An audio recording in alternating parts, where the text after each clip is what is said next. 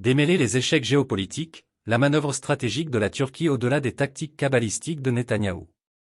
Dans le dédale des relations internationales, où les frontières entre amis et ennemis s'effacent et où les alliances changent comme le sable dans le vent du désert, la Turquie émerge comme un acteur d'une ruse et d'une prévoyance remarquable.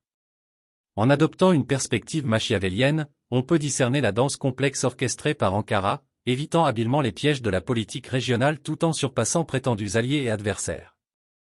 Au cœur de la stratégie géopolitique de la Turquie se trouve une approche pondérée, un jeu d'échecs calculé où chaque mouvement est pesé avec précision.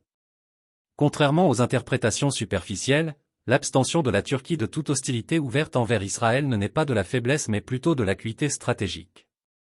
Alors que la tentation de riposter contre des offenses perçues peut sembler logique, Ankara reconnaît la futilité de telles actions.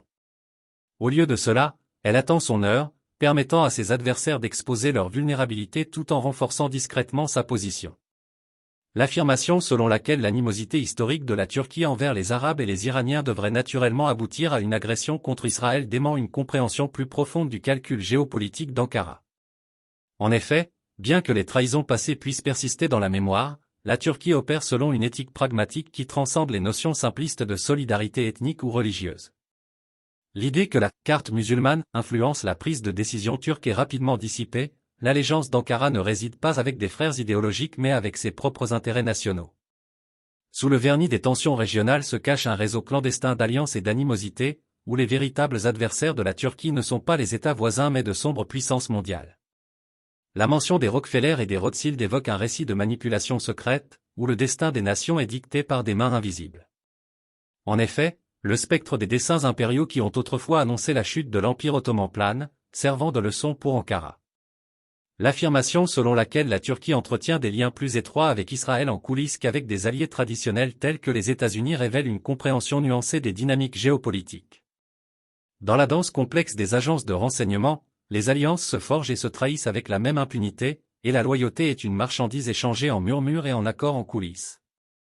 En cultivant discrètement des relations avec Israël, la Turquie navigue avec finesse les eaux tumultueuses de la politique moyen-orientale, en profitant de sa position pour protéger ses intérêts tout en échappant à la prise des grandes puissances.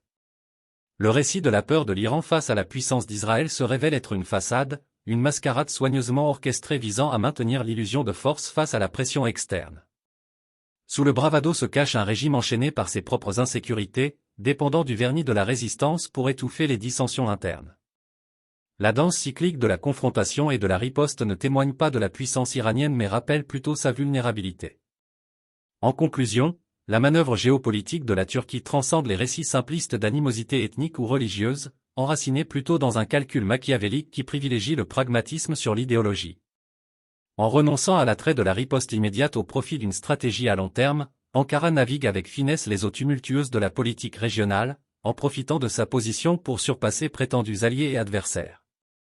Dans un monde où les véritables ennemis ne résident pas dans les frontières mais dans les couloirs du pouvoir, la Turquie émerge comme un joueur magistral dans le jeu des nations.